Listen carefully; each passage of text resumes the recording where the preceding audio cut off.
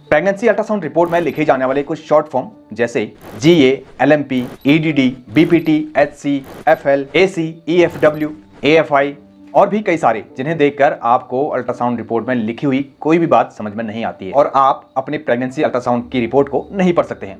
तो साथियों, आज की वीडियो हम यही जानने वाले हैं प्रेगनेंसी अल्ट्रासाउंड रिपोर्ट के ऊपर लिखे जाने वाले कुछ शॉर्ट फॉर्म, जिन्हें जानने के बाद आप अपनी प्रेगनेंसी अल्ट्रासाउंड रिपोर्ट को खुद ही घर पर पढ़ सकते हैं।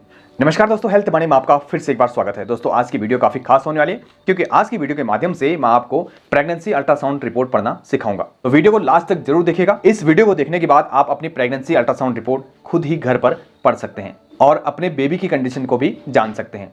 तो सबसे पहले जानते हैं LMP, यानी कि फुल फॉर्म होती है लास्ट मेंस्ट्रुअल पीरियड, यानी कि आपके आखिरी पीरियड का पहला दिन। दूसरा होता है EDD, यानी कि एक्सपेक्टेड डेट ऑफ डिलीवरी, यानी कि आपके डिलीवरी की संभावित तिथि। एक्सपेक्टेड डेट ऑफ डिलीवरी आप खुद भी घर पर निकाल सकते हैं। यह कैसे निकालते हैं?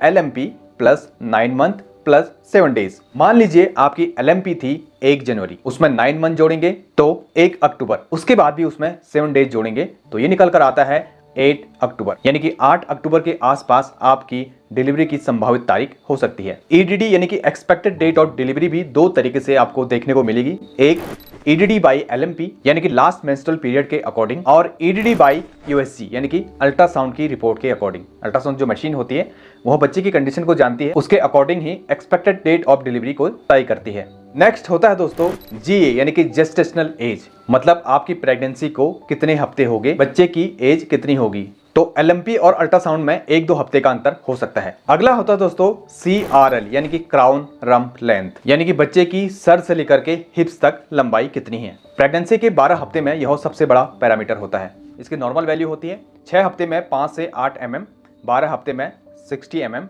नेक्स्ट है दोस्तों BPD यानी कि बाई पैराइटल डायमीटर, मतलब बेबी के सिर की चौड़ाई, यानी कि एक कान से दूसरे कान तक की चौड़ाई कितनी है। इससे यह पता चलता है कि बेबी का जो ब्रेन है वह सही तरीके से विकसित हो रहा है या नहीं हो रहा है। इसकी नॉर्मल वैल्यू होती है 20 हफ्ते में 45 mm, 32 हफ्ते में 85 mm और 36 हफ्ते में 90 mm के आसपास। दूसरा है दोस्तों HC यानी कि हेड सर्कमफेरेंस, यानी कि बच्चे के सर की गोलाई कितना घेरा है, यानी कि बच्चे की सर की गोलाई।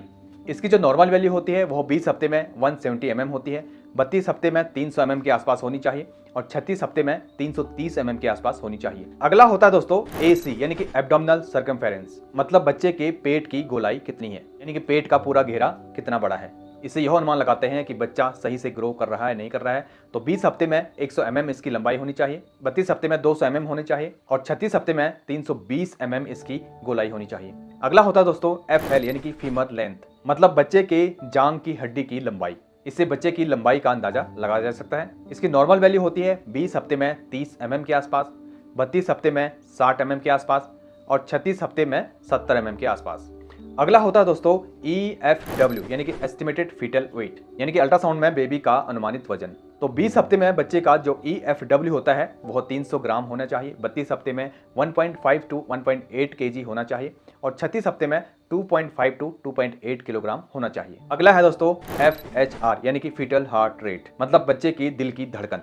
तो नॉर्मल वैल्यू होती है 110 से 160 बीट्स पर मिनट, यानी कि 1 मिनट में बच्चे का हार्ट जो है 110 से 160 बीट्स धड़कना चाहिए। नेक्स्ट है दोस्तों AFI यानी कि एमनियोटिक फ्लूइड इंडेक्स, यानी कि बच्चे के चारों ओर पानी की मात्रा कितनी है। तो इसकी नॉर्मल वैल्यू होती है 8 से 18 सेंटीमीटर। यदि 5 सेंटीमीटर से कम होगी तो इसे बोलते हैं ओलिगोहाइड्रोअम्नियोस, यानी कि पानी की कमी। 24 से ज्यादा होता है तो इसे पॉलीहाइड्रोअम्नियोस कहते हैं, यानी कि बच्चे के चारों ओर पानी ज्यादा है। दूसरा है दोस्तों प्लेसेंटा पोजीशन या ग्रेड। प्लेसेंटा यानी कि गर्भनाल या आंवल जिसे कहते हैं। तो ग्रेड 0 अर्ली होता है, ग्रेड 1 मिड में होता है, ग्रेड 2 32 हफ्ते के बाद होता है और ग्रेड 3 36 हफ्ते के बाद होता है। अगला होता है दोस्तों सर्वाइकल लेंथ, मतलब गर्भाशय ग्रीवा की लंबाई, सर्विक्स की, यानी कि बच्चेदानी की मुंह की लंबाई कितनी है। तो 3 सेंटीमीटर से ज्यादा नॉर्मल होता है, 2.5 सेंटीमीटर से कम प्री टर्म लेबर का खतरा इसमें दिखाई देता है। नेक्स्ट है दोस्तों प्रेजेंटेशन। प्रेजेंटेशन का मतलब होता है दोस्तों बच्चे की पोजीशन कैसी है, यानी कि बच्चे का सर किस तरफ है। यदि बच्चे का सर नीचे की तरफ है तो सेफेलिक होगा और बच्चे के बटक्स नीचे की तरफ है तो यह ब्रीच पोजीशन कहलाई जाती है। और लाई होता है दोस्तों बेबी की पोजीशन, लॉन्गिट्यूडनल होता है नॉर्मल और ट्रांसवर्स इसमें क्रॉस में दिक्कत होती है। नेक्स्ट है दोस्तों लिक्वर यानी कि एमनियोटिक फ्लूइड। आपकी प्रेगनेंसी रिपोर्ट में लिखा होगा लिक्वर एडिक्वेट, रिड्यूस्ड या एक्सेसिव। अगर एडिक्वेट है तो ठीक है, नॉर्मल है, रिड्यूस है थोड़ा कम है और एक्सेसिव है तो पानी की मात्रा ज्यादा है बच्चे के चारों ओर। आप अपनी प्रेगनेंसी अल्ट्रासाउंड रिपोर्ट में देखकर बता सकते हैं कि लिक्वर की जगह क्या लिखा है। अगला होता है दोस्तों BPP यानी कि बायोफिजिकल प्रोफाइल। इसमें 5 चीजें चेक की जाती है: fetal breathing, movements, tone, FHR, amniotic fluid. इसका जो नॉर्मल स्कोर होना चाहिए वो 8 से लेकर के 10 के बीच में होना चाहिए। अगर 6 है तो बॉर्डर लाइन है और 4 से कम है तो रिस्क की प्रेगनेंसी हो सकती है। अगला है दोस्तों अम्बिलिकल आर्टरी डॉपलर, मतलब नाल की नली में बेबी तक खून पहुंच रहा है, ऑक्सीजन पहुंच रहा है या नहीं। अगर फ्लो कम है तो बेबी की ग्रोथ में दिक्कत हो सकती है। नेक्स्ट है NT स्कैन यानी कि नकल ट्रांसल्यूसेंसी स्कैन। यह 11 से 14 सप्ताह के बीच किया जाता है। इसमें नेक यानी कि गर्दन के पीछे की स्किन की मोटाई चेक की जाती है। इसकी नॉर्मल वैल्यू होती है 3 से कम। अगर इसकी मोटाई ज्यादा होगी तो जेनेटिक डिसऑर्डर ये एक्सपेक्ट करता है या बच्चे में डाउन सिंड्रोम की कंडीशन हो सकती है। अगला जो होता है एनोमली स्कैन यानी कि लेवल 2 स्कैन भी इसे कहा जाता है, जो कि 18 से 22 सप्ताह में किया जाता है। इसमें बेबी के अंग, brain, heart, kidney, spine, hands, feet, इन सब की पूरी डिटेल इसमें चेक की जाती है। अगला होता है ग्रोथ स्कैन। इसे फीटल वेल बीइंग स्कैन भी कहा जाता है। यह स्कैन तीसरी तिमाही यानी कि 32 से 36 सप्ताह में किया जाता है। इसमें बेबी का वजन, ग्रोथ, पानी की मात्रा, प्लेसेंटा सब कुछ अच्छी तरीके से चेक किया जाता है। तो दोस्तों अब आप अपनी प्रेगनेंसी अल्ट्रासाउंड रिपोर्ट को खुद पढ़ सकते हैं और हर टर्म को समझ सकते हैं। अगर वीडियो हेल्पफुल लगी तो इसे हर माँ तक पहुंचाना आपका कर्तव्य रहेगा। यदि इनमें से भी आपको कोई बात समझ में नहीं आई, कोई टर्म समझ में नहीं आया तो आप कमेंट मुझे कर सकते हैं। आपके सवाल का जरूर रिप्लाई किया जाएगा। आशा करता हूँ यह वीडियो आपके लिए जरूर हेल्पफुल होगी। वीडियो अच्छी लगी तो वीडियो को लाइक कीजिएगा और साथ ही चैनल को भी सब्सक्राइब कीजिएगा। मिलेंगे दोस्तों फिर से एक नई वीडियो के साथ, तब तक के लिए गुड बाय, टेक केयर।